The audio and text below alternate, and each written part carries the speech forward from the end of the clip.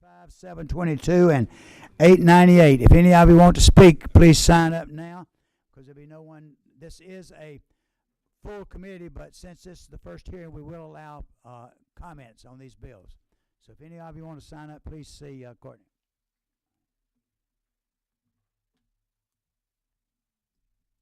All right, Kaylin can take it now because Courtney's up here. So if any of you want to speak, let us know.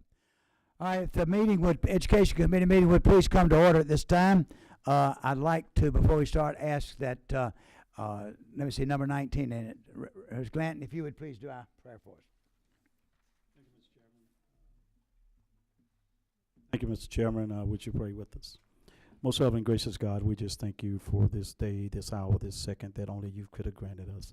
Father, we just thank you most of all for being the great I am, and thank you for watching over us. And Father, we ask that you would watch over this meeting today, to bless our chairman and officers of this committee and those members of the committee, that we might do what is in the best interest of Georgians. And we pray this in all things in the mighty and unmatched name of Jesus Christ, and those in agreement said. Amen. Thank you so much. As we always do, please see that your phones are off, and if any of you have anyone you want to speak up here, please come over here to my left, and Kaylin, my administrative assistant over there, she will be glad to, or Jennifer will be glad to take your message to any member of this committee. And if there are any representatives out there, senators, you feel welcome to come up here and join us. We'd love to have you to join us up here. As always, do we have anybody who is, any teachers out there? You're teaching now. Please stand up. Let's see our teachers. Any teachers out there? Administrators, anybody in the school system? All right. Anybody that's your first time to visit the Education Committee? Anybody that this your first time to be one of these meetings? All right. We usually let you do about a 30-minute speech, so I'm sorry. All right. Number 11. Where's number 11? Raise your hand. They want to. I have this flashing. Does someone want to speak? Number 11. Ms. Loper, yours is on. Did you want to say something? Oh, you just had it on accidentally. All right. Did you want to say? Oh. Well, good afternoon, everyone. Now that. All right. There you. Do you want to say something? Okay. Okay. Good. All right. Before we start, first thing we'd like to do, we have several pieces of legislation that are in the committee that are pending hearings. Some we're going to hear in full committee, as we'll be doing this time, and some will be in a subcommittee. So at this time, I'll ask Representative Casas if he would please read that list and assign the committee.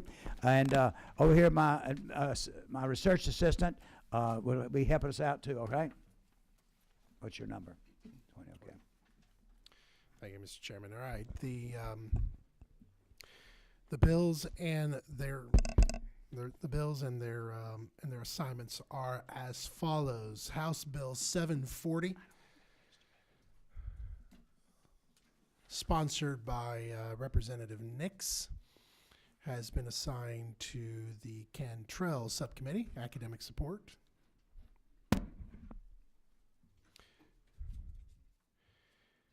House Bill 743, sponsored by Representative Clark, has been assigned to Academic Achievement, the Chandler Subcommittee.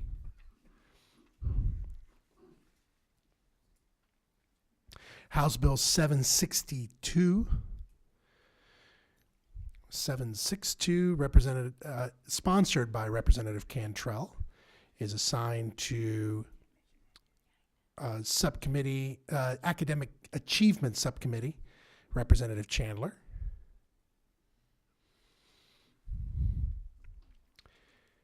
House Bill 718.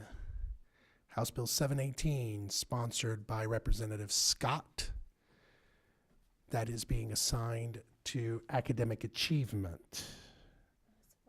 It's a support, sorry. Academic Support, the Cantrell Subcommittee. House Bill 787, sponsored by Representative Hilton, is assigned to Academic Support, the Cantrell Subcommittee. Representative Cantrell is going to be very busy. House Bill 788, sponsored by Representative Stovall, has been assigned to Academic Support, the Cantrell Subcommittee. House Bill 801.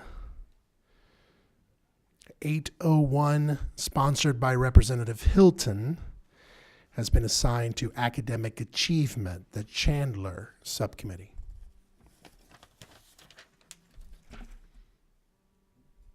And I believe that's it. And what will be here next week? You got those in the blue there. Sure. The following bills, This coming Thursday. this Thursday, okay. The following bills will have a full committee hearing this coming Thursday. Is that correct? So 2 days from today, 3 days from today. Okay, the 8th.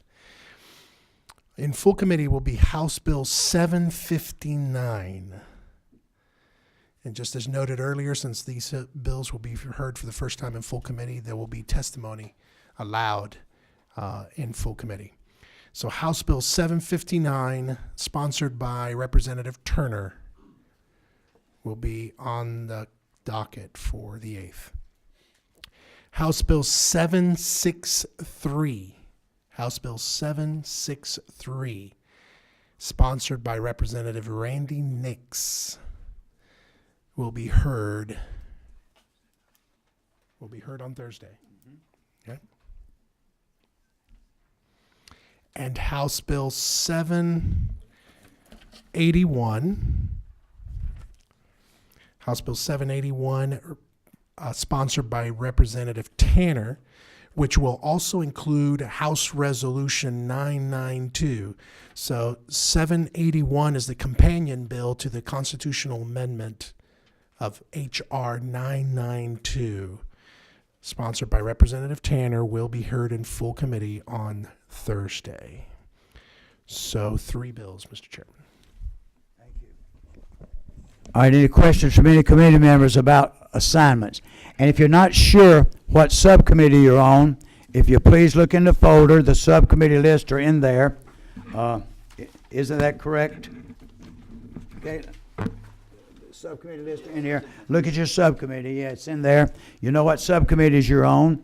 And so I want everyone to be sure to know that. And you'll be notified by your chairs and from our office about the location and the times and for these subcommittee hearings. Now, one thing I want to encourage every committee member, if you get a chance, please plan to attend these subcommittee hearings if you can. They're very important because we do not allow any discussion at full committee. Committee members can ask questions, but no testimony. So it'd be important to attend those committee meetings, those subcommittee meetings, if you can. It'll be very important. So we're going to try to have at least each of the subcommittees meet at least one time this week and finish up next week. So they will be getting with you. So this week and next week to try to have our subcommittee meetings. All right. And I think we're starting probably the full budget. When would you say? Next week? Would you say, Mr. Representative? Probably next week. So that may interfere some with some discussions we have with the full budget, because that's critical. All right, look in your folder also, if you would. There's an invitation. There is an invitation to the dinner. We have our house dinner coming up Wednesday. You'll see it in your folders. It says the House and Senate Joint Education Dinner, February 7th, 6 p.m., 2 Urban Licks, 820 Rappagill Boulevard, Northeast Atlanta, Georgia. I understand there's something that's also going on that night. There's a movie preview. What is the Black Panther movie at the Fox, and a lot of you are going to that. So please let us know on this committee before you leave today if you're coming. See, if you would see Kaylin or Jennifer, and let them know that if you're coming or not coming. We need to know, because I've had a couple of you that signed up to attend are now saying you may not. So let us know. So we need to know that. Well, we have an exact count for the dinner. All right. Any questions about that? All right. If not, let's get on with the agenda then. All right. Everybody look at your agenda. All right. The very first item we have is Al here. Al, here he is. Mr. Representative Al Williams, if you'll come on up to the table here, or you can stand at the podium. I'd love you to have it at the table if you would. All right.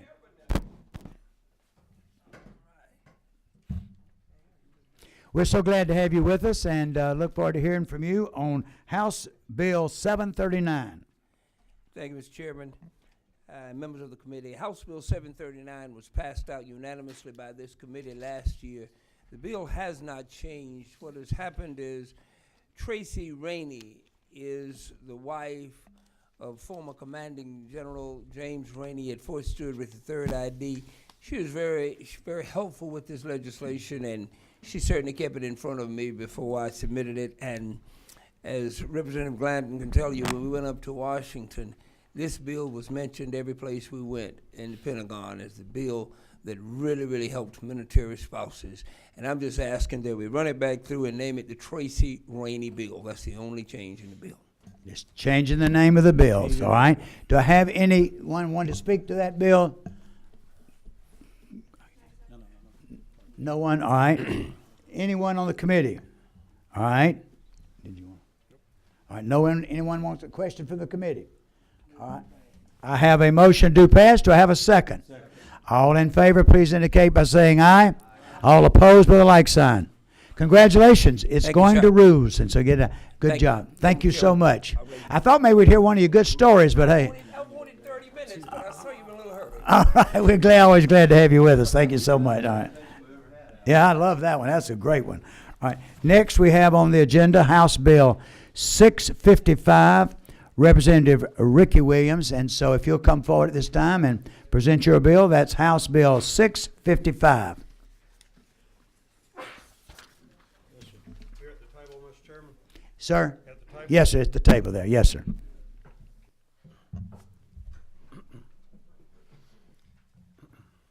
Thank you, Mr. Chairman, ladies and gentlemen, members of the committee.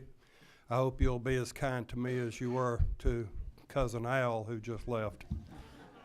Thank you very much. Bring before you today House Bill 655, a very simple bill.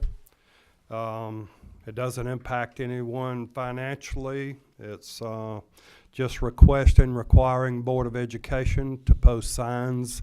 And I ran those signs, and people asked, what's the expense of the sign? Well, I ran those on my printer with my paper, my ink, in Spanish and in English. It's just a little small, simple PDF file that anyone can do, and they can be posted at eye level in the schools. If I could read some testimony, Mr. Chairman. This is a lady that worked with me in drafting this legislation, this bill, and it'll only take a moment. Her name is Janice Bundes. She's a child advocate working on behalf of child abuse victims nationwide. Passing House Bill 655 would allow Georgia to join 27 other states that have already passed similar types of legislation, including Florida, New York, Texas, and California. I am passionate about helping children who are suffering sexual abuse. Starting at the age of 6, I was molested by 2 brothers and a cousin. It continued into junior high school. They worked together as a group and as individuals. I was raped. My mother and my aunt knew I was being molested. Instead of stopping the abuse, I was warned not to tell. My mother would walk through the room while the molestation was taking place without hesitating to stop and help her or do anything. Others would be in the same room. They ignored what was happening to me. I wanted to scream. I didn't because I knew no one cared. I knew that I had no value. As a child advocate, I asked myself, what can be done today for these children that would have helped me? The answer is this poster, plain and simple. Requiring schools to post a child abuse hotline number in areas students frequent is a perfect mechanism to accomplish 3 goals. It gives students the knowledge that they are valued, the knowledge that they have the right to self-report abuse. It gives them the mechanism to do so while in the safe environment of the schools without having to look someone in the eye to make the initial report. The following statistics are provided by the Center of Child Advocacy. 1 in 4 girls and 1 in 6 boys will be sexually abused before the age of 18. The median age of a child who is sexually abused is 9 years old. 1 out of 7 victims reported to law enforcement is under the age of 6. Teen pregnancy, 60%, is preceded by sexual abuse. Homelessness, 50% of homeless women have been sexually abused.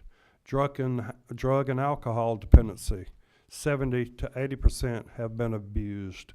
Incarceration, 60% of the women incarcerated have been sexually abused. I ask that you give this consideration. As you notice, there's nothing to, in the very last sentence, no person shall have a cause of action for any loss or damage caused by any act or omission resulting from posting or the lack of posting a sign pursuant to this code section. I myself have buried children who have committed suicide.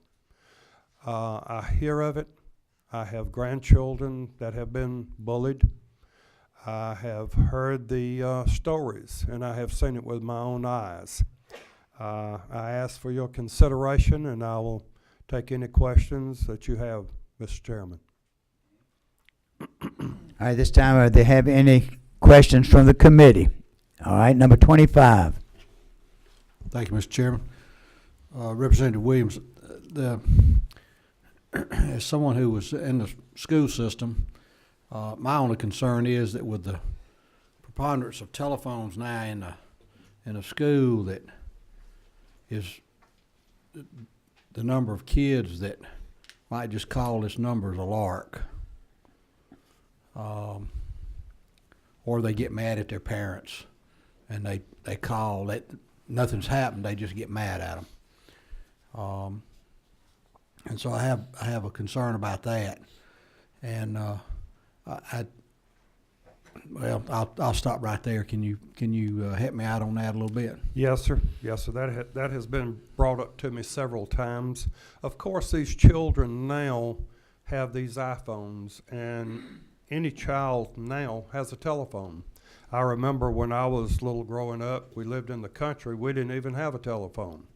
My uncle did down the road, and he was on a party line. And but now technology and where it is, all of these children, and these children are smart now also, and at times they do make a complaint about their parent because their parent were merely being a parent and parenting the child. There again, I understand and I realize, but time to time you hear of a child calling 911 or doing something. And back in my days when we were growing up, we ran ambulance service. We got prank ambulance calls. There's always going to be someone calling a prank or doing something. But there again, Mr. Chairman, it's a fine line. If we can help one child, I think most people would admit 2 or 3 prank calls might be worth it if we can save someone. I rode this just the other night. I rode this tour, Unholy Tour, and I listened to the ladies who were giving testimony. One young lady there is a child advocate now, but she was molested when she was 11 years old here in Georgia, and she felt no value. She went through her whole life. She was finally rescued, pardon me, in her teenage years, and she was homeschooled in the rescue center, went on and got her high school education, went on to college and got a college diploma. And somebody rescued her. We've just got to do the best we can to rescue as many as we can, Mr. Chairman. And I share your concern, and I don't know, but do we throw out the baby with the bathwater, or, I mean, we've got to do something. We've got to start somewhere. One follow-up, if I could, Mr. Chair. What about your school counselors? How are they on this? Everyone I've talked to, I've not had anyone come back to me with any negative comments on it whatsoever. Because usually if a child goes to the counselor, they're bound to report it, and so are school teachers if they feel like that a child is being abused or molested. They also have to report it. That's correct. Hopefully, in further legislation down the road, we'll be able to add some more legislation that's going to go into volunteer training, because a lot of the teachers and educators and counselors have never been trained into what to look for in abused children. They don't know the signs. They don't know what to pick up and what body English or signs that these children are exhibiting that have been abused. So hopefully in the future we can address that in legislation that can require more educators to be more trained to recognize this. Okay, thank you, Mr. Chairman. Thank you. All right. This order now I have next will be 18, 23, then 19. All right, 18. That was you. All right. Thank you.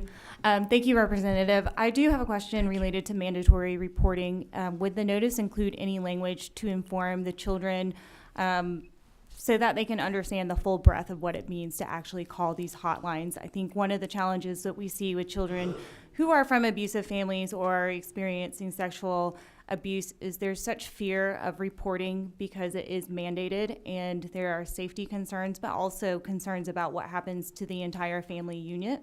So my concern would be letting children have the full knowledge of what they're doing when they're calling these hotlines. Thank you, ma'am. I'm hoping that through training and the 1-800 number that the children would be calling, that they could be instructed or receive some information regarding that. As the letter from Ms. Bundes was the statement that I read, that one of the first things that she wished and was important for a child, she thought, was to be able to reach out and tell someone without eye-to-eye contact. That is what a lot of us are fearful of not being believed, of having to make the initial contact with someone being face-to-face, eye-to-eye. I realize, and I think your question, I may have lost some interpretation of your question. If I did, please feel free to re-ask it, and I'll attempt to do a better job. Yes, just on the notice itself. Uh-huh. If a child were to look at this notice, would they understand that if they were calling this hotline, that it would involve mandatory reporting? No, there's nothing on this notice to tell them that. But also, when they are calling this number, they are being they're being invisible. They're able to make this phone call and being anonymous. Okay. So I don't know that there would be phone tracing. Of course there is on 911. They have a record of, pardon me, of the number that has made the phone call. On the 800 number, and I just put a couple of make-believe numbers on the posters for for just display.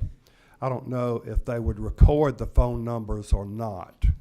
But the main thing is that they are able to reach out and start conversation. And it may be that the child and the counselor develop a telephone relationship.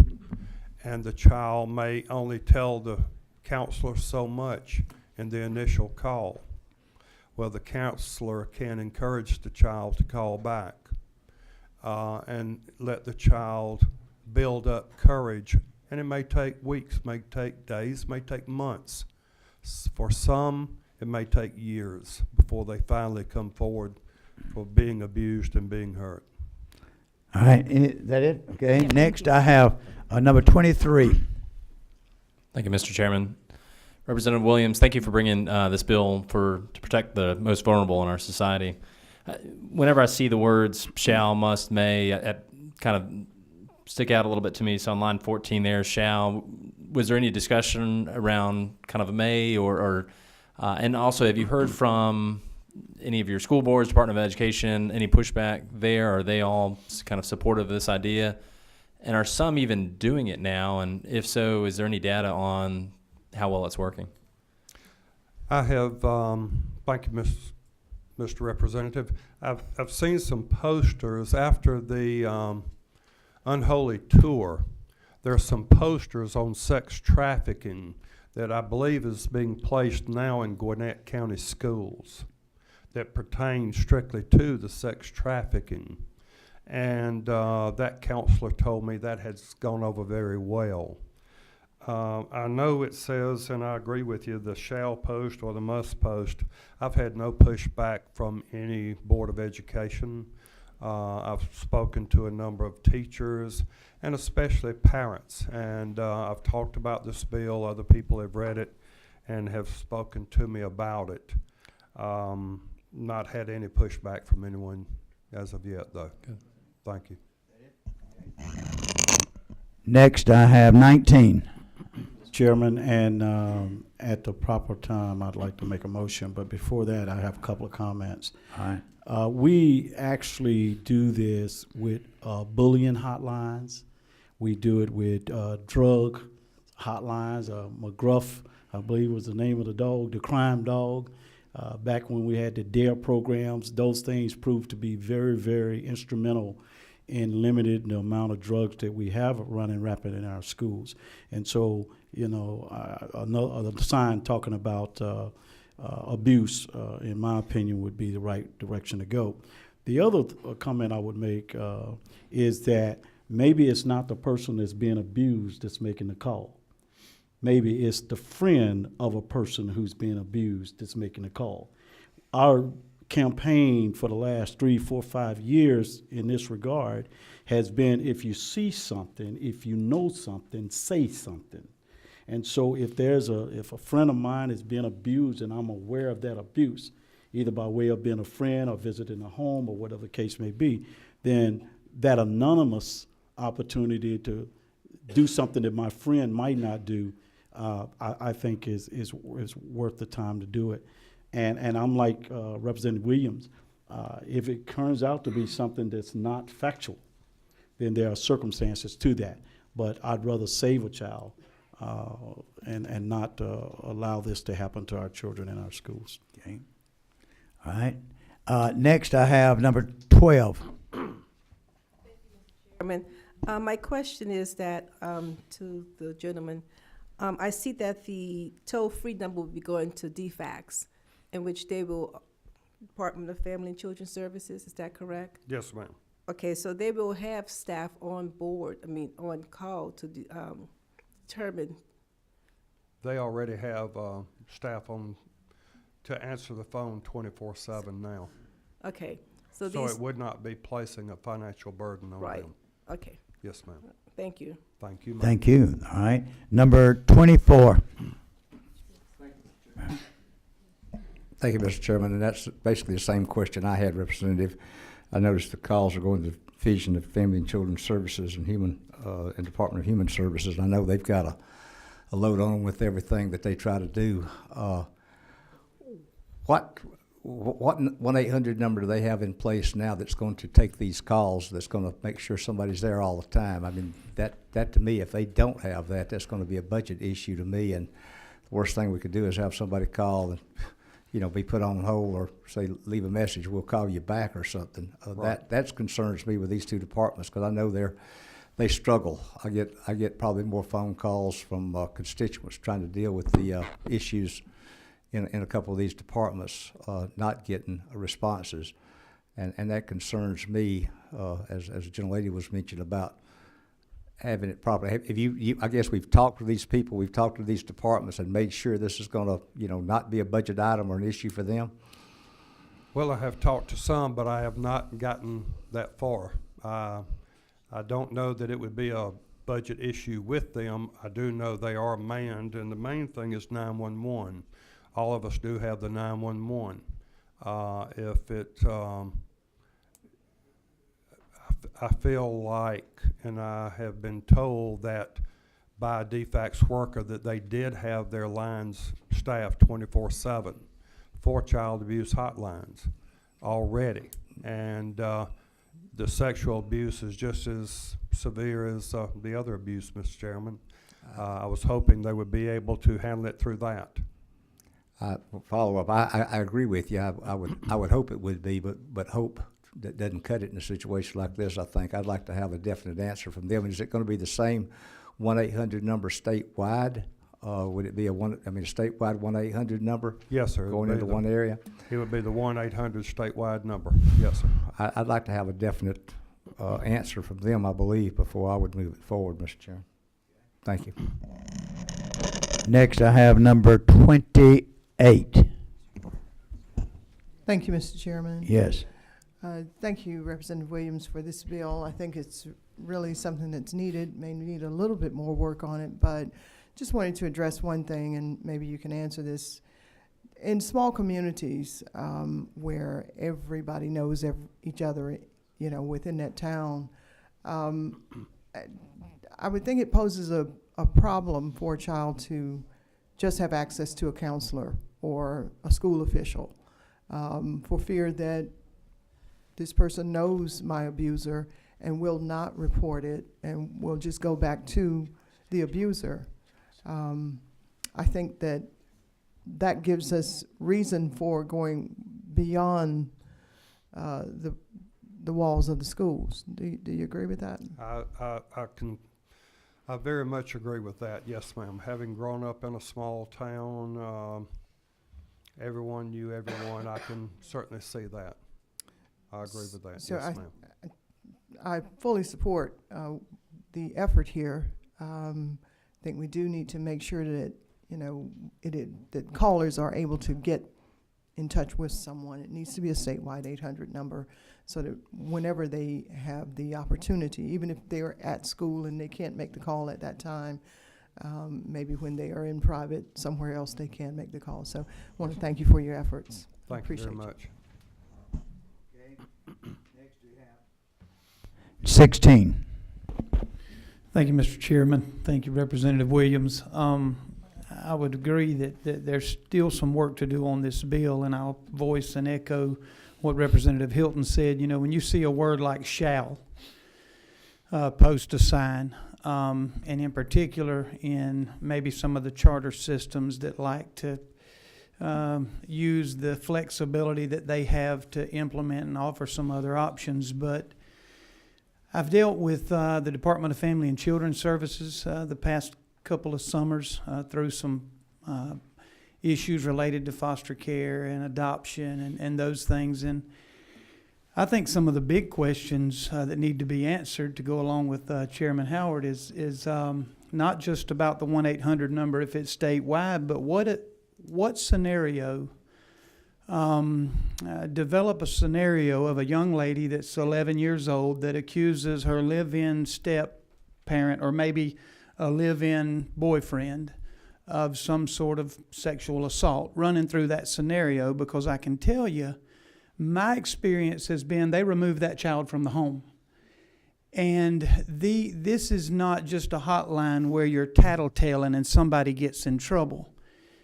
When you report an allegation like sexual abuse or physical abuse to that hotline, there are laws that also govern their response. And that young man or young woman ends up spending the night with someone else. And so, in as much as I think all of us would agree that those young boys and girls, young men and women, need someone to talk to. Someone mentioned this.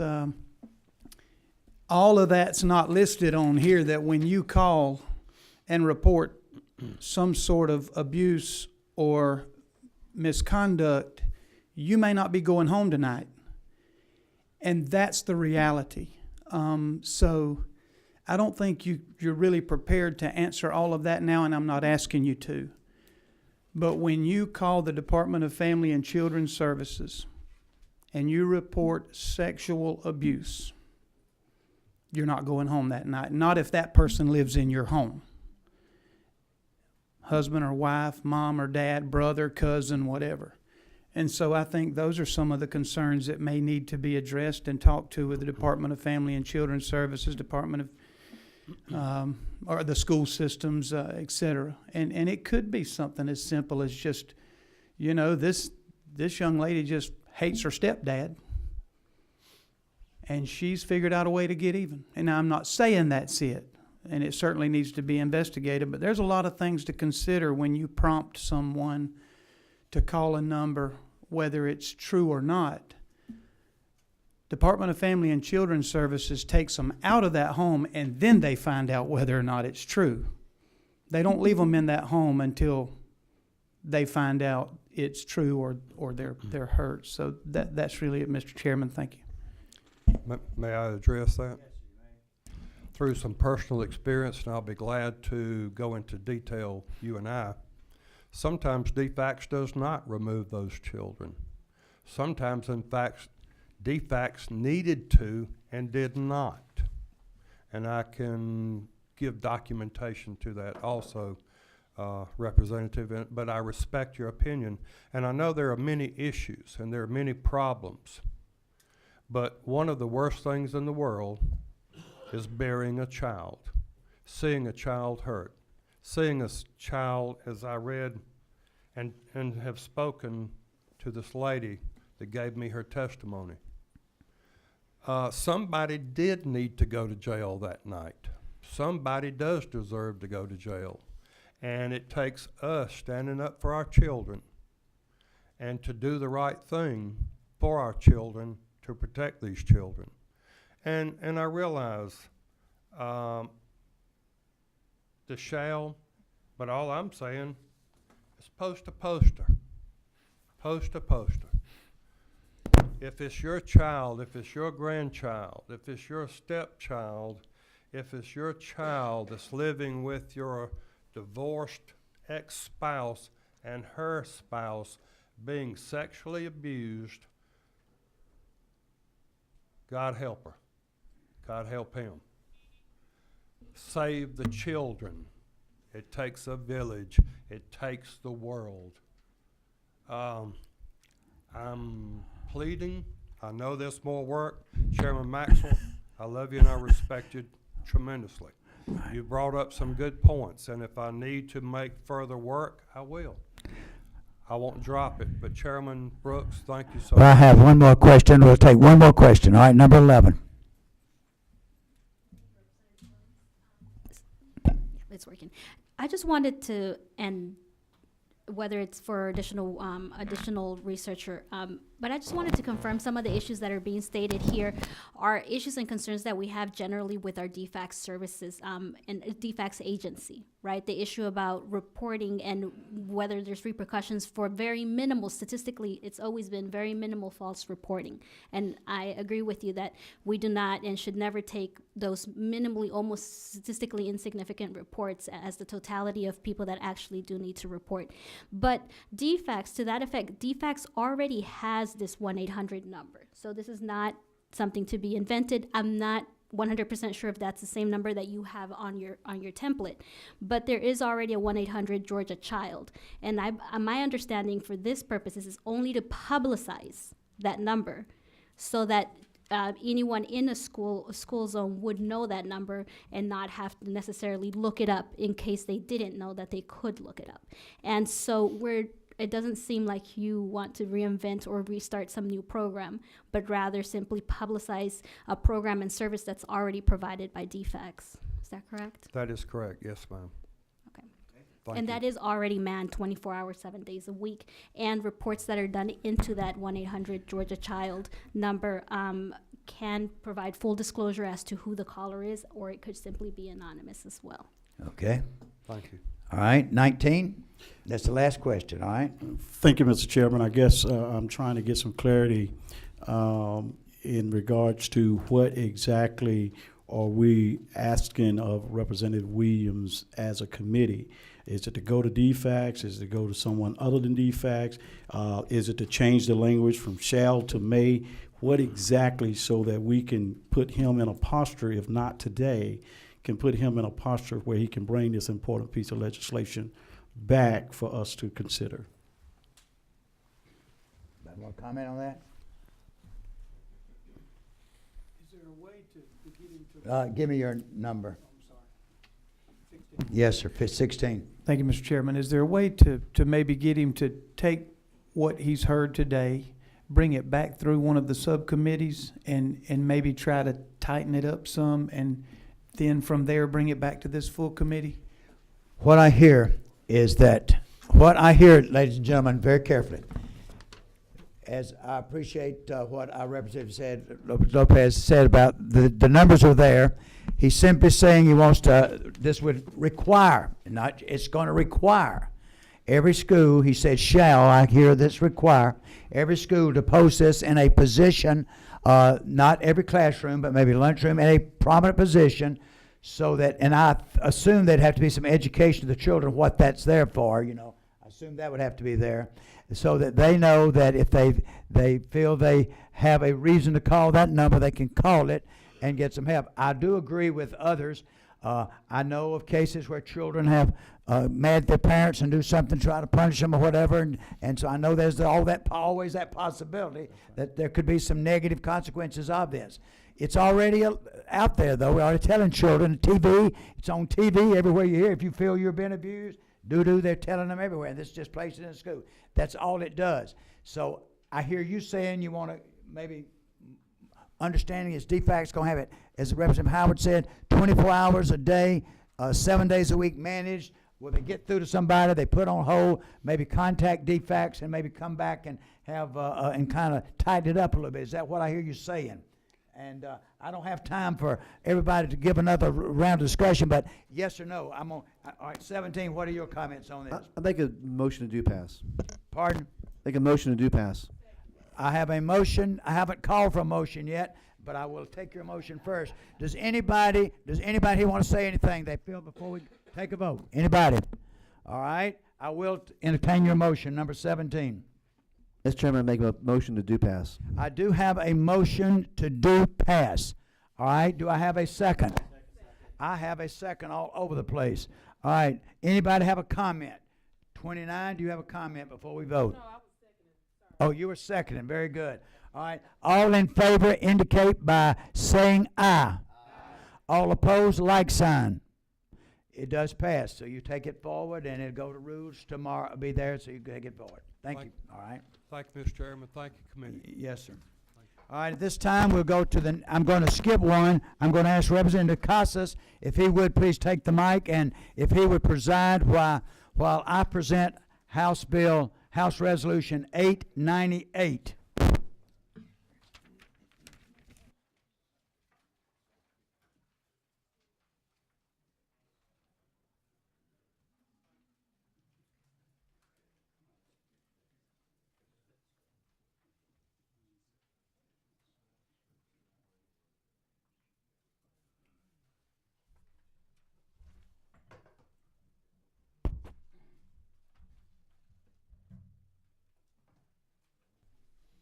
You may proceed, Mr. Chairman, with.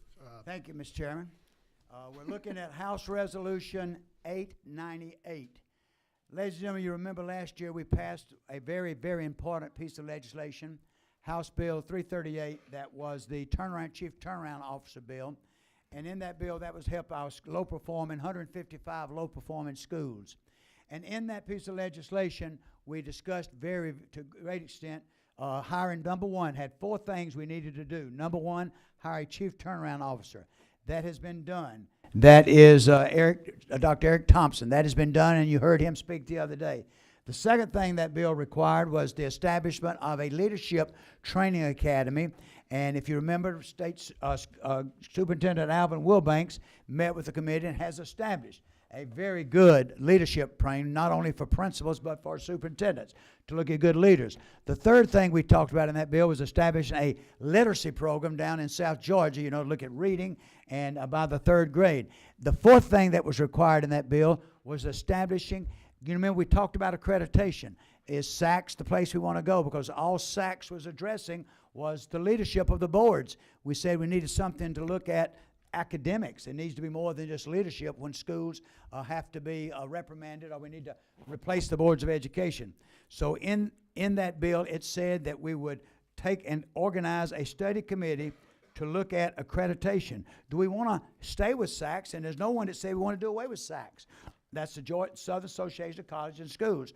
Or do we want to look at maybe a Georgia accreditation or some form? Meet with SACS, decide can they, and if you remember this committee, they testified before us and said they could look at more than just the school board administrative duties. They could look at accreditation. So what this committee was charged to do is look at all the accreditation, what they can do. Do we need to stay where we are? Do we need to add another one, or where we need to go?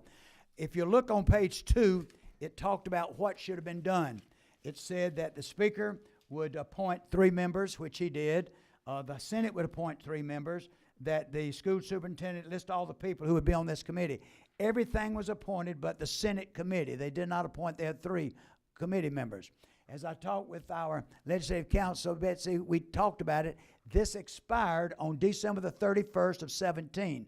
So all this is doing is reestablishing this committee starting now, once it's passed, and goes through December, I think it says December the 1st of 2018, and I would chair it. A member from the Senate would chair the committee. We'd have these meetings, have testimony, and we would look at accreditation. That's all the bill does. It's a joint study committee to do the final thing in House Bill 338. All right, Mr. Chairman, that's it. Thank you, Mr. Chairman. And we do have a question, Representative Stovall. Yes, Mr. Chairman, I definitely support this legislation. I remember in October when we went to the state board retreat, and SACS representative was there, and the other representative that accredits as well. And it was alarming to hear that when they're looking at schools as to whether they're going to credit them, they're not looking at the academic aspect of it. And I know from coming from a county that lost their accreditation, as a parent, I thought that they did look at the totality of the whole entire school and not just the governance part. Yes, sir. That's correct. That's correct, and that's why we are looking at this whole thing, yes. All right, Mr. Chairman. Very well. Number 24, Representative Maxwell, is that right? Yes, sir. Mr. Chairman, you said the Senate failed to appoint members last time? Yes, so they did not appoint their 3. Can we amend this bill saying if they don't appoint this time that it's not a joint study committee, we go without them? I mean, I don't think we need them anyway, but that'd be my point. You're exactly right. We could, and say if it's not appointed, it would become a House study committee. We could. I think we but should. I think they're going to. Oh, okay. But that's a good idea. Very good. Representative Hilton. Mr. Chairman, I have a motion at the appropriate time. Very well. Any other questions, comments? Well, Representative Hilton, you're up. Make a motion to pass. Very good. There's a second. There's a motion to pass and a second. Any other discussion? Very well. All in favor of a do pass motion on House Resolution 898, say aye. Any opposed? Very well.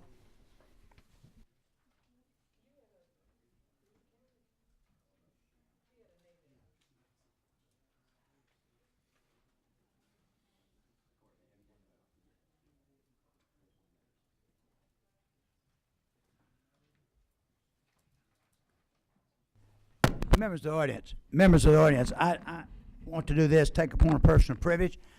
We're so glad to have a member of our committee back that, and I hope he won't mind me doing this, that we've missed so much. Representative Howard, we're so glad to have you back, and we know you've had a rough time, but I tell you, you're an inspiration to all of us. We respected his privacy, and we have been praying for him, and we're so glad he's back. But he's back with us, and so members of the audience, we've recognized it in the House, but we're so glad to see you there, and you just look so good, and hey, you look so just really, really, really challenge us. So thank you. Do you have anything you want to say to the group? What's your number? 13. All right. I'll just say thank you, Mr. Chairman. I do love this committee, and I miss some of the things that went on for the 6 months that I was out. But y'all didn't need me to make these things happen, so thank you again, and All right. look forward to continuing. Appreciate you being back. Thank you. All right. All right, the last bill we have today is House Bill 722, Representative Casas.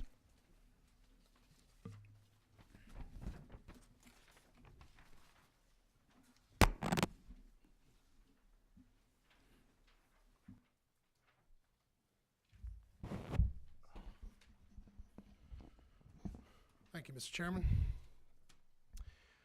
Members of the committee, House Bill 722 amends a section of the Move On When Ready Act.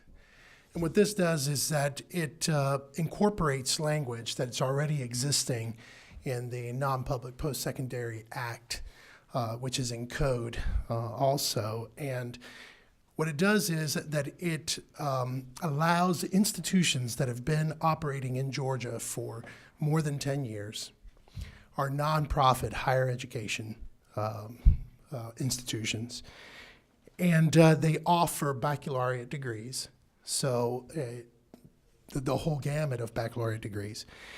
But they don't have regional accreditation. What they have is national accreditation from other accrediting agencies, but those agencies are recognized by the Council of Higher Education or the United States Department of Education. So they're not diploma mills, they're not accrediting mills. These are accreditors that are recognized by the U.S. Department of Education. So these institutions would be allowed to participate in the Move On When Ready and offer dual enrollment to their constituencies. What that would do, I think the current number is 13 institutions in the state of Georgia that would now be eligible to participate in Move On When Ready, and that's basically what the bill does, Mr. Chairman. Do I have any question? Number 15. Representative, I'm a little concerned about the cost. Do you have a fiscal note? We don't have a fiscal note, but we have asked the Student Finance Commission to take a look at it. The number that they came back to us with is $8 million. But let me explain how this occurs. What they've done is they've looked at the current private institutions in the state of Georgia that are currently participating in Move On When Ready, took the average of that, and then applied that number to the 13 institutions and said basically that's what the cost. But I don't blame them. That's the only way really that you could come up with this. But I don't believe, at the top end it will be $8 million. I don't believe that's true because of the 13 institutions. First of all, the institution has to be offering courses that have been approved for dual enrollment. They have to be offering mainly general education for that. So it has to be a baccalaureate degree that has actually incorporated the general education courses that are approved for dual enrollment.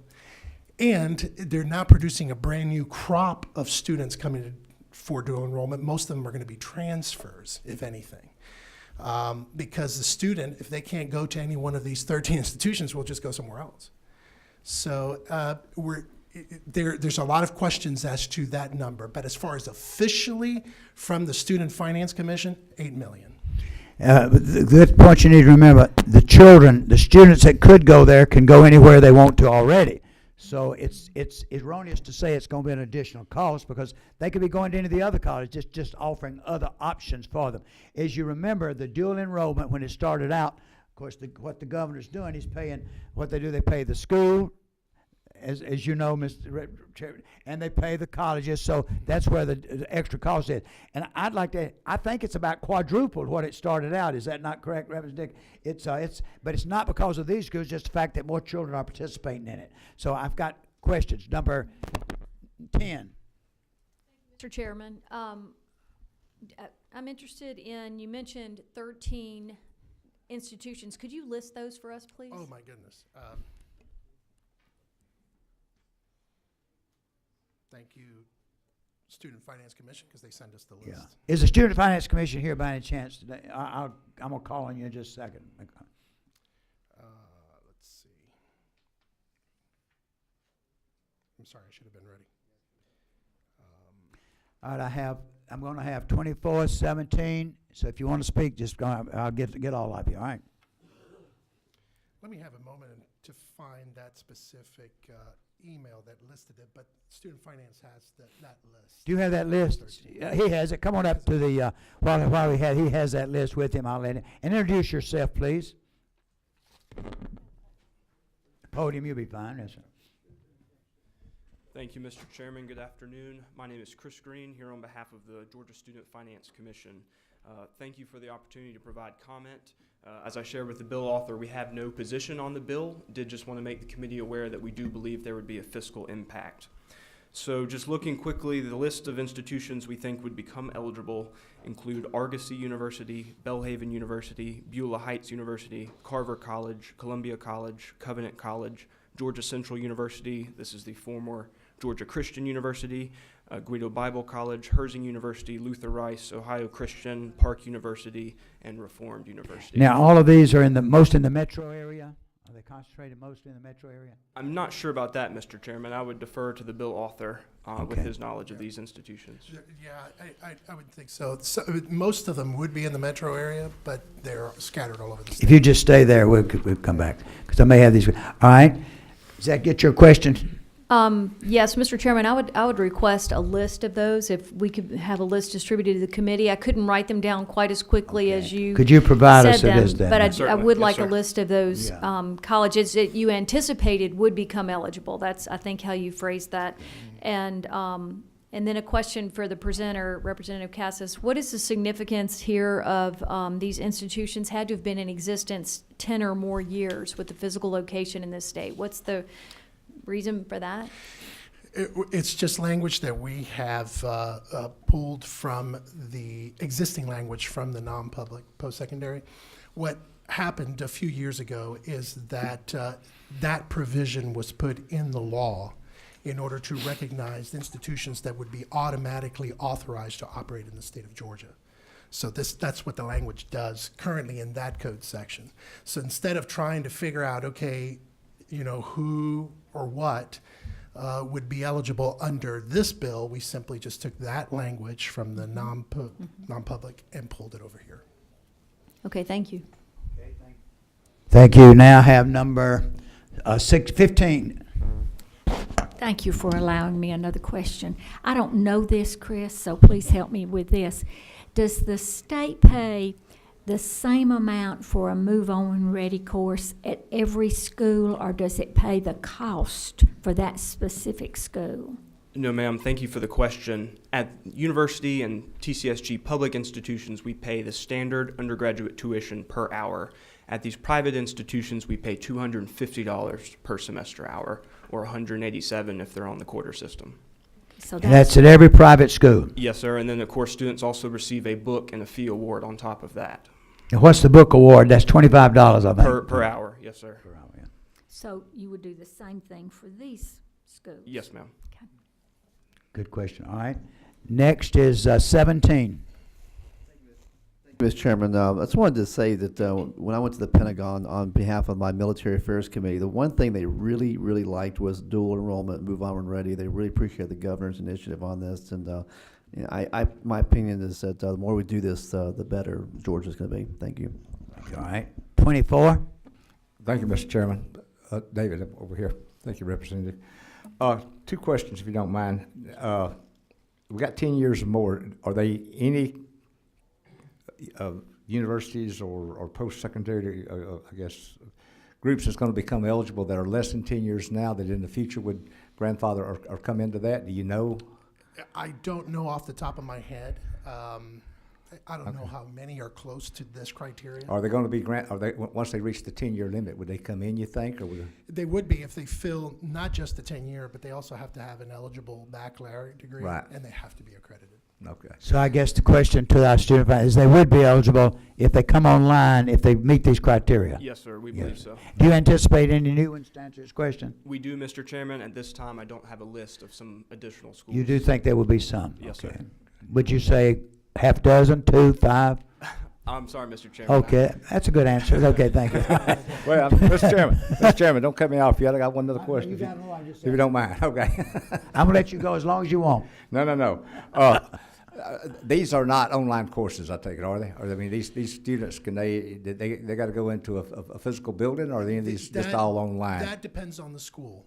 Right now, for example, the private institution that has the most dual enrolled students on their campus, I guess, or on their program is Truett McConnell, which has 1,500 students taking their private, and it's not just coming on campus. They're also taking online. So it just depends on the school and what the school wants to offer. Okay. But these schools, I mean, they're physical locations. They're not an online only. No, that's correct. No, the criteria is they have to be physically registered in Georgia and they're here. Okay. They can offer the online if they're here. Exactly. And if a school is out of state, they can't qualify. Okay. Thank you, sir.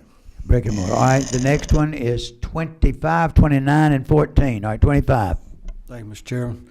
Representative, these 13 schools that right now are eligible to become part of this program, are you affiliated with any of those? I am. Which one? Luther Rice. I'm sorry? Luther Rice. Luther Rice. Right. Okay. Rice. Like rice, like okay. the white rice you eat. And what is the enrollment of that school right now? 1,400. Thank you. Yeah. But to the point of that, Luther Rice, for example, is a school that will be SACS accredited this summer. And so they will be eligible for dual enrollment anyway.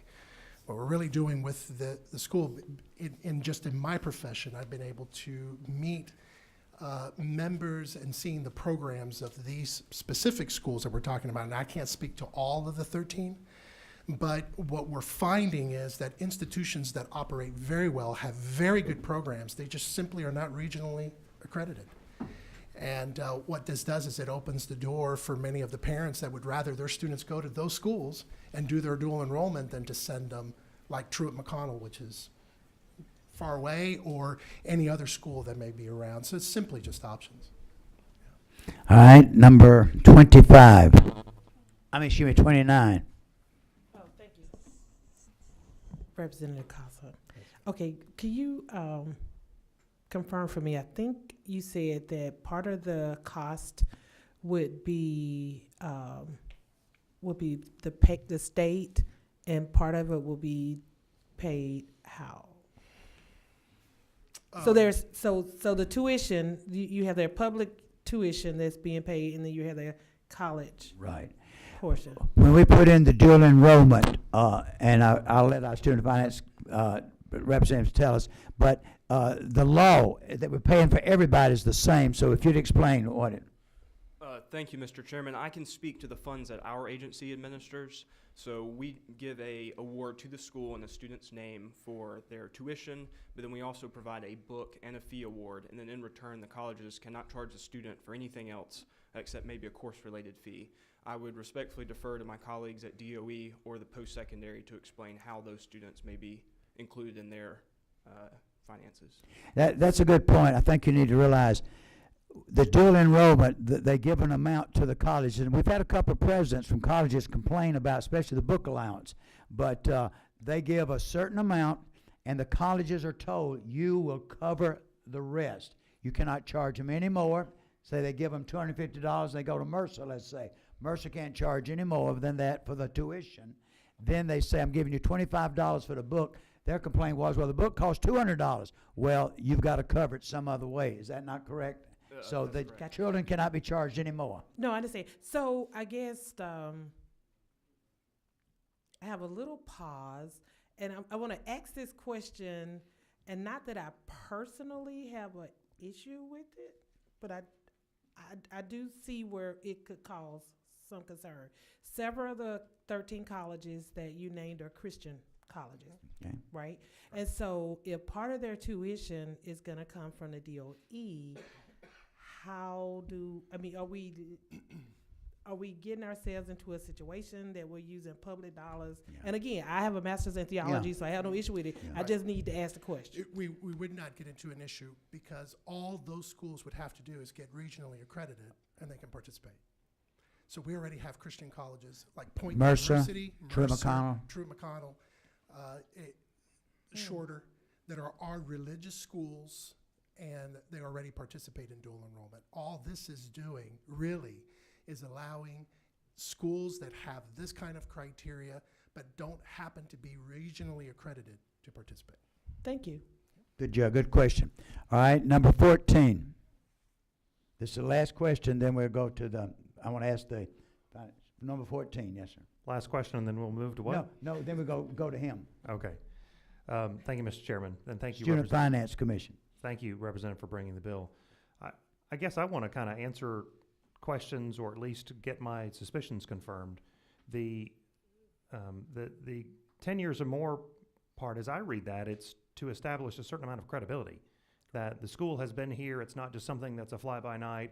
We're not just popping up so that we can start receiving some money from the state. But this is to say, this is an education provider that's been here for a while. Is that?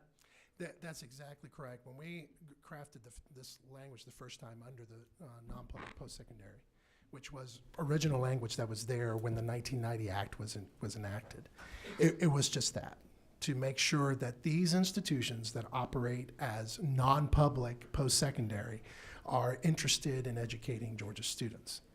And so the 10-year provision is exactly what you said. It's to make sure that we are recognizing those institutions that are here as far as longevity is concerned, and they've made an investment in our state. Okay, and I've got two very quick questions. And to answer Representative Carter's concern, if you went to Truett McConnell, and let's say I'm zoned for Sprayberry High School in Cobb County, they're not going to Truett McConnell to get, they can't get a Move On When Ready class on New Testament theology. Correct. That doesn't apply. So That we are not teaching so the Move On When Ready program would not be about teaching a biblical class. It would be about biology or physical science or. That is correct. The list of approved courses comes from the Department of Education. Okay. And if the institution of higher education happens to teach a course that is equivalent to that, then that's where it is. That's a good point you just made. The fact that the state, if I'm not mistaken, is not correct, Gary, they have identified like 40-something or 35 courses that they will approve. Is that correct? So these are already, that's a good point you made. And so then my last, with those concerns out of the way, I see this as an opportunity just to provide more opportunities for families. If one school isn't convenient to their location, but another one is, why are we making them drive a long distance or take an online course if they could have a school in their community? That is exactly the reason for this bill, Representative Teasley, and it's just that we've heard of parents that have said it would be wonderful if these very good institutions would allow us to take our kids. Okay, thank you for bringing the bill. All right, I was said that was the last. I have one more. I want to, Representative Lopez, let you go, all right? Yes, I'm still concerned about what was stated by Student Financials, that you are under consideration that there would be a financial impact, right? And that financial impact means that we are using taxpayers to fund additional private schools. That's what this is basically adding on? May I speak to the cost estimate? You may answer that question. Well, members of the committee, I did want to reiterate, this was not a fiscal note, but just kind of a back of the envelope. And the way we calculated a potential cost, you all are familiar with our list of HOPE-eligible institutions. There are 82. The middle column is the private institutions. Of the 35 that are eligible, 17 are participating in dual enrollment. And so we took the average dollar amount for those 17 and multiplied it by the 13 just to get a back of the envelope. How much money might we be talking about? But it is state funded, yes, ma'am. State funding of additional private schools beyond the ones that are already meet the standards by basically allowing them to only have accreditation by the Council of Higher Education or happenstance Department of Education. Right. Because as mentioned, there's already private schools that do qualify under our current definitions. This kind of laxes what private schools are allowed to have, basically get into the pot of taxpayers' money. Let me answer that question. The idea of accreditation is in order to provide equality and to guarantee to the public that the program that the institution is offering is quality and it's recognized by the community. It's not a sham in a sense. So the Council of Higher Education and the U.S. Department of Education are the ones that authorize the accreditors. They go through a rigorous process to be able to be authorized by the United States government and through the Council of Higher Education, which is an independent private institution, to create this list of those that have been approved to accredit other schools. SACS, which is our regional accreditor, is the only one allowed to operate in the Southeast states, and it is one of those institutions. SACS is a private organization that tells us whether a school is adequate or not. Not disparaging SACS. I think SACS is a very good accreditor, and schools look for being accredited for SACS. But what we're doing with this bill is simply recognizing that there are national accreditors that are legitimate, that are doing very good work, schools that have been accredited by these national accreditors, that are operating in the state of Georgia, giving quality programs, and we're just allowing the students to be able to participate there. To your question, the student, if they don't go to Argosy or to Luther Rice, for example, they'll go to Truett McConnell. So you're still funding it. I think that's the thing we've got to remember is this not correct? I'm not trying to put words in your mouth, but you're saying the $8 million more, that could be $8 million more whether they give these that or not, because they could go to one of these other schools. Yes, sir. I mean, they're allowed to go because any of them can go, and and it is going to increase. We know that. It's one of the most popular programs out there that's still in enrollment right now. All right, number 10. Thank you, Mr. Chairman. And I have a question for, I think, Mr. Green. Could you quickly read that list of 17 private colleges that are currently participating in the program? Yes, ma'am. Thank you, and I apologize. I'm a bit under the weather. Okay, Argosy University.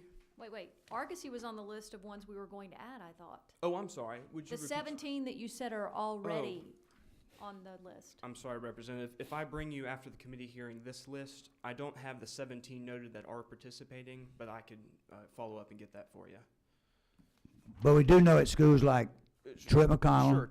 Mercer, Emory. Emory is actually not participating. Not They okay, are but eligible. Truett McConnell and Yes, sir. And Truett McConnell. North Georgia College, University of North Georgia Georgia. Gwinnett sir. College. Yes, sir. But those are private schools? No, I'm saying Yeah. Truett McConnell is. There's 17 private colleges. You're saying right now they're participating. That's correct, Mr. Chairman. All right. 17 private. And I know Mercer's one of them. I know Truett McConnell. All right. Any other questions? All right. If you'll get us a list of those, if we could have a list of the private ones that are, is that what you want? And the ones that I'd like to see. that we're recommended. I'd like to yeah. see the 13 that would currently qualify under this bill and the 17 That private we already colleges are that are doing, right. currently. Mhm. Good. in the Okay. program. Yes, ma'am. Certainly. All right. Any other questions? Anyone else? All right. Would you like to make a comment before? Okay. You said you want. All right. And you say y'all have no No stand position, on Mr. this Chairman. at all. All right. All right. Any other questions? Anybody from the audience want to say anything? Anyone from the audience? Anyone out there? All right. No one signed up. Okay. Number 22. What is your? I'd like to move to pass. I have a motion here on the table to do pass. Do I have a second? I have a second. Do I have any discussion? Any discussion, any questions? All right, all in favor of do pass will indicate by saying aye. All opposed, like sign. All right, I'm going to do this. All in favor of passage, and all right, Kelly, you and Jim, y'all count them. Raise your hand if you say do pass. Raise your hand. Do pass.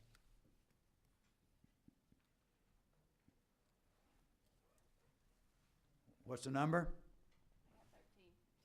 How many? I got 13. 13, is that what y'all got? Hold your hands up, please.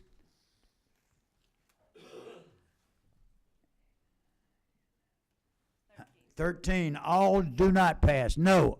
Let me see the hands for no. 13 to 4. It does pass. Thank you. Thank you, All Mr. right. Chairman. All right. Anybody have anything else they want to ask? Any questions? I want to remind everyone that if you plan to go to the dinner, please let us know today, please. If you have said yes and you're going to the concert or to the movie, let us know where we can take it out. Valencia is in charge of the movie. Okay, she can get you passes, I understand. All right, any other questions? Thank you so much, we appreciate it. Bye-bye, your return.